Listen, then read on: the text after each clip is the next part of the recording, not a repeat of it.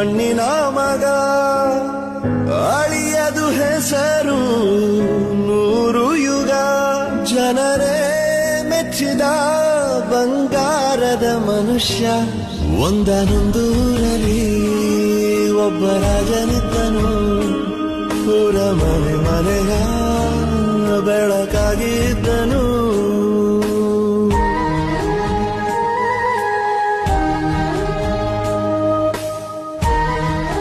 ಇವ್ರ ಬಗ್ಗೆ ಕೇಳೋದಕ್ಕೂ ಒಂದು ಯೋಗ್ಯತೆ ಇದೆ. ಸಂಬಂಧ ಮೈ ಫುಟ್.